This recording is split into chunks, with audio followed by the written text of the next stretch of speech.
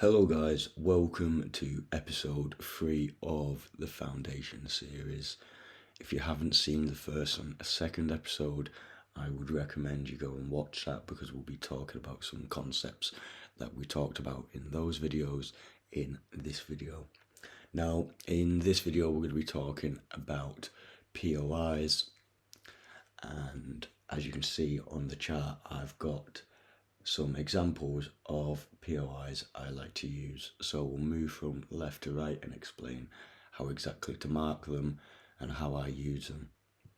So the first one is the order block. Now, an order block is very simple. It's when we have a bullish candle followed by an engulfing bearish candle, or a bearish candle followed by a bullish engulfing candle. And to draw it out, we simply draw from the low of the bullish candle to the high of the bullish candle. Now, say for example, we have something like this. In this scenario, I would then mark it to the high of the bearish candle, as this is the highest up movement, okay? And yet again, if it was the other way around, if we were looking at a bearish candle, would draw from the top of the bearish candle to the bottom of the bearish candle, and then if the bullish engulfing had gone past the low of the bearish candle, past the high of the bearish candle, we would then basically look to cover the high. Okay, so what do we look for when price comes into here? So when we come into this zone, we look for price to reject it. Okay, we can usually get a rejection from the low, you can get a rejection from the body, okay, you can get a rejection from the 50% of the overall POI, right, so, and then finally we can usually get a rejection from the close. Okay, these are the most likely places that you are going to see reactions from. So let's move on to the next one. Okay, so the next one is a rejection block. So for this, what we need to see is a bullish candle followed by a candle that sweeps the high of the bullish candle and then closes bearish. Okay, and yet again, if we had a bearish candle, we'd want it to sweep the low of the bearish candle and then close bullish. Now, this can react to multiple places, but the most common place that it will react to is the wick. Okay, obviously we can sometimes see a reaction from the open, but the most likely place to see a reaction is from the wick here, then the 50%. Okay, and yet again, when price comes into it, we expect it to reject. The next one is an inside bar. So this is when the second bar is inside the first bar and is then followed by an engulfing candle on the third bar. Okay, so as you can see here, we've got a bullish candle, and this is our range here. And you can see that this candle here has not escaped that range. It's within inside the previous candle and is then followed by an engulfing candle. Now, if this is a bearish candle, the second candle, then what we do is we look to cover the high of the candle to the left. If it's a bullish candle, then we just use the bullish candle. Yeah, again, if it was the other way around, say for example, we had been coming down and then we had a bullish inside bar and then another bullish engulfing, we would then want to cover the low of the candle to the left. However, if we were going down and the inside bar was bearish, then we wouldn't need to do so. Now, where can we react from? So we can react from here, the open. We can react from the open, we can react from the close, we can react from the 50%, and we can also react from here. Okay, the reason why we cover the high here in this scenario is sometimes price can then come and make its way up, take that out, and then go lower. Okay, so now let's get on to the final one, which is the fair value gap. So the fair value gap is very, very simple. Okay, it's when we have 3 candles and the candle wick of candle 1 and the candle wick of candle 3 are not touching, therefore giving you this gap here. Okay, so where can we react from here? So the main place we can react from is the height of the wick, then the 50%, and then when we come and react from here, this is what we call EPA, and this is the one that's most likely to give us a reaction because there's no more fair value and price is expected to reject. There will be a case where sometimes you see 2 fair value gaps. Okay, so say for example there's another fair value gap like here. Okay, this is what you would call a fair value gap window because you've got 2 fair value gaps looking across from each other. For me, I would usually expect price just to tap into the open and then reject from these kind of fair value gaps. What we'll do now is we'll have a look at some examples on the chart. Okay, so here we are now on the charts and I've just marked up some POIs so we can have a little look at them. So let's go from left through to right. And starting down here, we have an order block. So this is a bullish order block, and basically we'd be waiting for price after this engulfing candle to tap back into it and then get a nice push up away. Now, as we follow through, we see we get another order block here.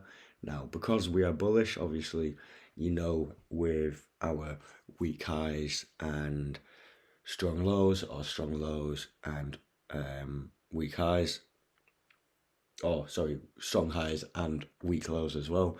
I think I said the same thing twice there, but obviously knowing that, we should expect this really not to hold overall. And as you can see, we get then a rejection block, so that's where the candle sweeps to the left and then closes bullish, as you can see there. We then tap into here, give a little push down. Okay, obviously this can still work, however we know this one is more likely to work because it's, you know, pro trend. Then what we see here is we see a nice big push up, we create an order block, price comes and then creates a fair value gap. We trade off of that into there, have a little reaction from the open. Okay, you can see there. Oh, just missed the open, so it's actually from the top of the wick. And then as you can see, we then get our next reaction at that 50%. We actually end up filling this EPA here as well and giving a reaction there. So multiple trades in this day, you could have probably had a nice day to ping pong there. As we move on, we see a fair value gap. Okay, we tap into it and we actually give this rejection block here from sweeping liquidity, but price hasn't tapped back into it yet. The next thing to give a reaction was this fair value gap where we came to fill the 100%.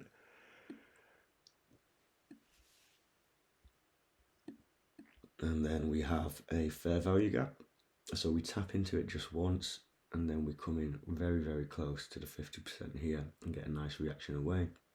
This here is an inside bar, so this is our first inside bar.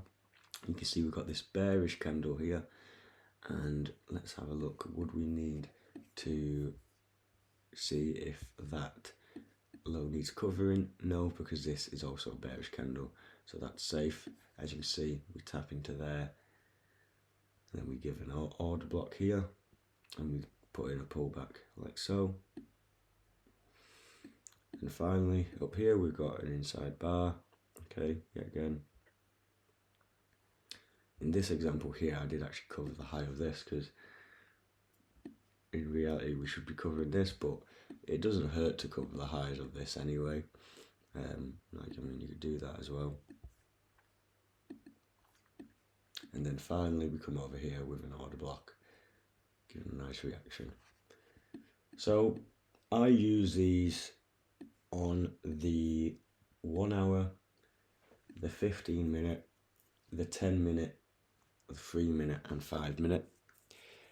And on the 1 hour, I'm using them for more continuations and kind of refining my overall high time frame POIs, such as the previous day's highs and the H4 EPA.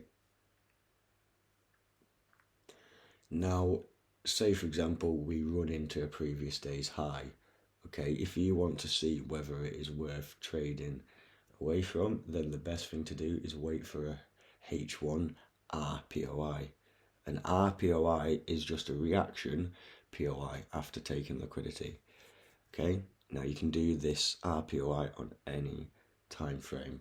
Okay, so let me show you a couple of examples of this on a lower time frame.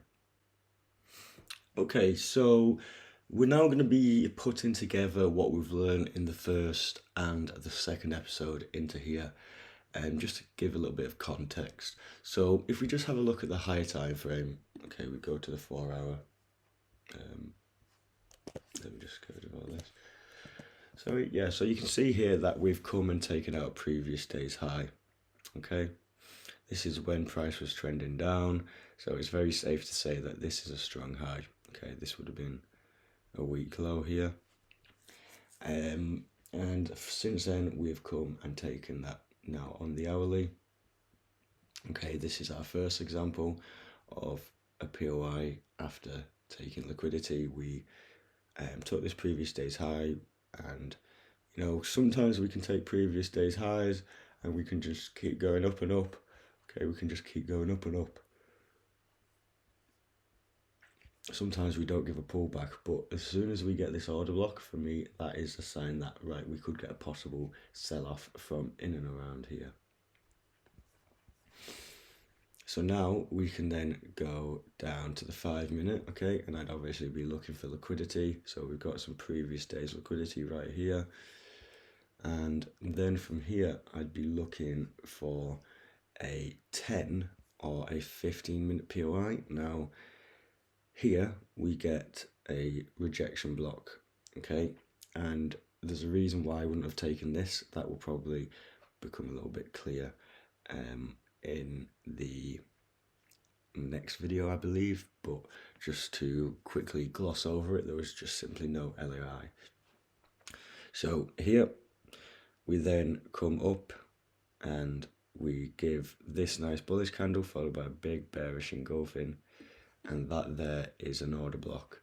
Now if we go on the 15 minute as well, you can see that this here is a nice 15 minute rejection. Okay, we've got a nice big wick, okay, so I call that a rejection block as well. And you can see there we tap into it and we start to fall over, taking out these lows like so. Okay, so that's just a little example of how I can use these POIs on multiple time frames.